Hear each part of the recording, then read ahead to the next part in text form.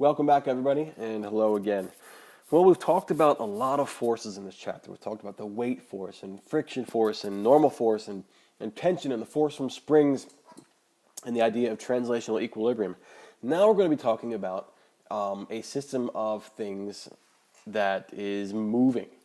That is the whole system of objects connected together by these various forces, whether it's contact forces or tension, is going to be moving as a almost like a great big train of objects. You may remember that we did a problem, or an example problem, a couple problems back, where we had some boxes. All right, these boxes were kind of connected together, sort of like that right there, and they were sliding on a surface assumed to be frictionless, and we applied a force to it. And this force was only applied to the outside box. But for some reason, box 2 and box 3 were also moving as well. And of course, logic would dictate that, okay, well, they're moving because the force, because box 1 is pushing them. Because they have to move because box 1 is pushing them. But that means that there is some sort of contact force between 1 and 2. So that's box 1, that's box 2, box 3. And also a contact force between 2 and 3 as well. Otherwise, there's no reason that box 2 or 3 should be moving unless there's a force being applied to them. We could think of this the same way, except that these boxes now, instead of being pushed, box 1, box 2, and box 3, they're being pulled. And they're connected while they're on a surface. Right, so think of this as like a train of boxes that is being pulled from one direction. All right, so we're applying a force, let's say, this way. There's our force. So we're pulling on box 3. There's box 2 and there's box 1 right there. But box 2 and box 1 are moving as well. Why? Well, because very much like contact force, we said that tension, that force in the rope, tension there, and it's going to be a different, so we'll call this tension, call it tension 2, and call this tension 1 right here. Going to be different amounts of tension that, but what they ultimately result in doing is pulling 1 and 2 and 3 all at the same rate. Very much like 1, 2, and 3 are moving all at the same rate right here. So the assumption we can make, much like in this first problem, we can say the acceleration of the system, I'm running out of room right down here at the bottom. We can say there's a net force being applied to the system. Okay? An outside force being applied to that whole system of boxes. Even though they're separate boxes, they're kind of linked together because they're touching. And so we can say that equals the mass of the system times the acceleration of the system. So the whole system is accelerating at some rate, which means each individual box is accelerating at that rate as well. This box can't be accelerating faster than this box, and this box can't be accelerating faster than that one. They're all kind of moving together because they're kind of one system. So they all have the same acceleration, the system acceleration. Same is true over here. We can say that this force is the force of the system. The force applied to the system. So think of it as somebody like pulling box 3, or you tugging on that right there. That's going to send a tension force through this one to box 2 and tension force through this to box 1, so that we can say that the net force on that system equals the mass of the system. So the mass of all those boxes times the acceleration of that system. So once you've found the acceleration of the whole system, you can say each box has that acceleration. That's going to be acceleration of 3, acceleration of 2, acceleration of 1. They clearly don't have the same mass, and they clearly don't have the same individual forces applied to them, but they do all have the same acceleration, which is what we can use to determine what the individual forces are that are acting on each box. All right, so that's what this equation means right here. Now, I usually put, this means net external force, that is the force applied from the outside, or what I say is it's the net force applied to the system. Okay? You can put net external force if you want. I put system. And this big M right here, it's a capital M because that means the system. So I oftentimes write that as just M sys, which means the mass of all the objects being added up. Of course, that creates mass of the system times acceleration of the system as well. So I do my own little notation right here. This is just sort of a general version of this, but I make it a little more specific, putting system after everything. All right. So the M is total mass of the system, and the net external force is the force applied here or here. It's the outside force that's applied to all that system of boxes. Okay, so we're going to do an example problem dealing with these connected objects right here. But the problem I have with this is that we already did example 513. I'm probably not even going to give this a name. I'm just going to cross it out. Well, I will call it 513B or 513, I don't know, 0.1 or something like that. All right, doesn't matter what the name is.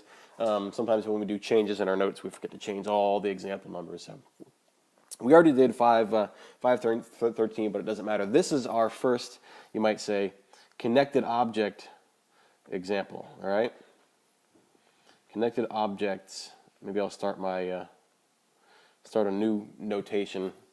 Connected objects number 1. Okay. Well, we are going to do a few of these, but this is one that we'll probably see in class as well, do as a lab. But we need to apply the same principles to this as I described just a few minutes ago, where we have a system of objects that we need to treat as if they are linked together. And they actually are linked together, because they're linked together by this tension force right here. This tension force doesn't act unless there's an outside force acting on it. But aside from that, it's simply just an internal force, so we can really just ignore it. So let's take a look at the system right here. We have an object mass 1 on a tabletop, and we're told that it's a frictionless tabletop. All right, later on we actually will deal with friction, but it's attached to a rope or a string, an ideal string or an ideal rope, over a pulley. And remember, all that a pulley does is it redirects force. It doesn't add force or subtract or anything. But it is connected to this hanging object right here. So what's going to drive this system?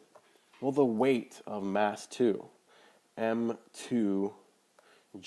That's what's going to drive this system.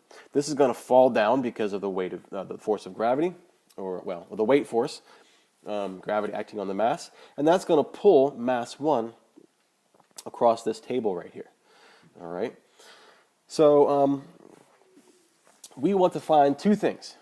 Let's start by finding the acceleration of the masses, which really is the acceleration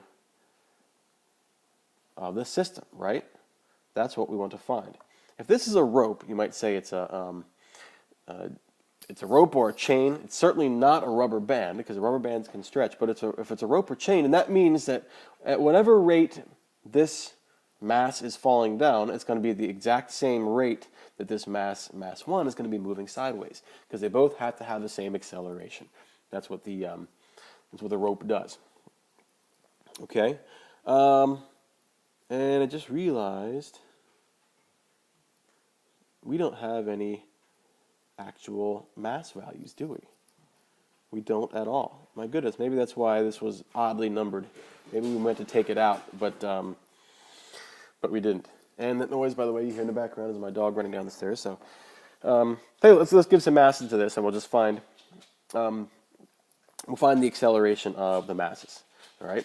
And in fact, since I kind of messed this up a little bit, we're going to cross out the tension of the string. We should be able to find the tension of the string, but I'm going to cross it out for now and just find the acceleration. Let's find the acceleration of the masses, and then we'll call this video segment, we'll call it a wrap. All right. So we need to kind of assign some masses right here. Let's say that mass 1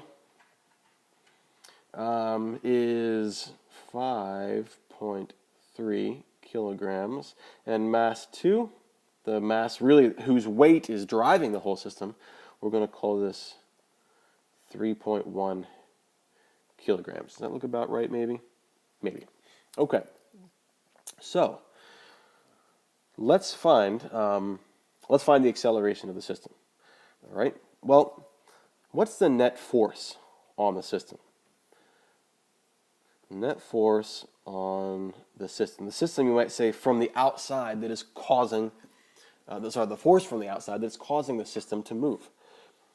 Well, it's this weight force right here, right? It's M2G, or it's mg of mass 2. Aside from that, mass 2 times gravity. If we took this away, would the system be prone to move? No, because we're assuming that our rope has no mass, and an object just sitting on a table isn't going to spontaneously move sideways. So the only external force on the system is at M2G. All right. What we can also say is, and by the way, that's our component statement of net force in the system. It's the force. It's really the only force from the outside that's acting on it.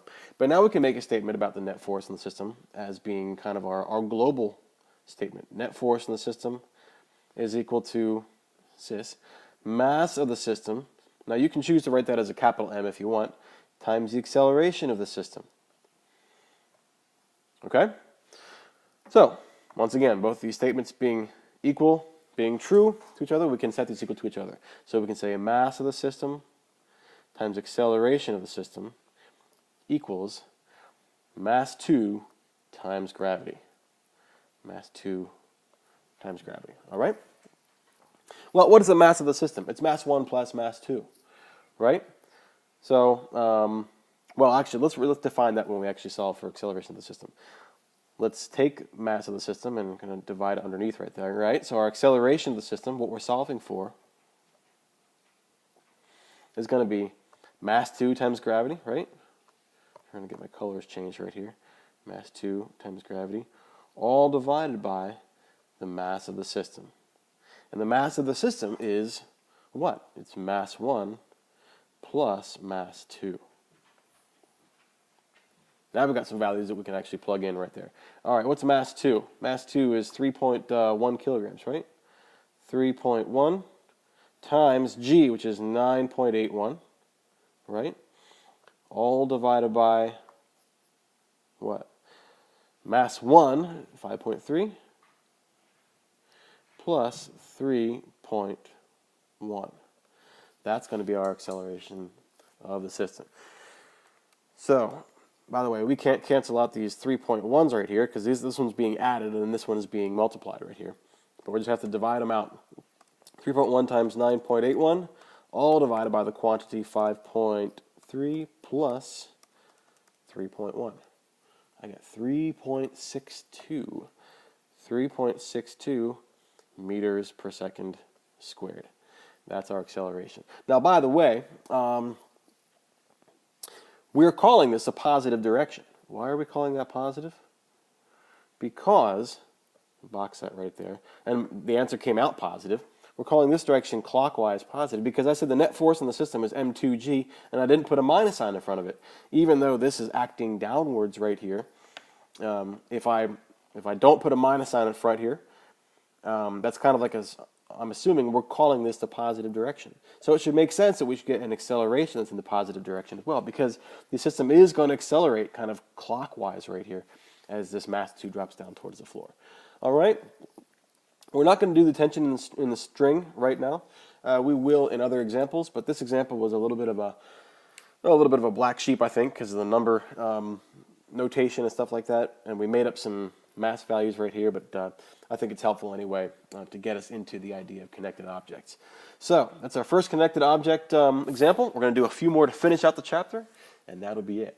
So thanks for following along. If you have any questions, please make sure you come talk to me, and thanks for following. I'll see you in the next one.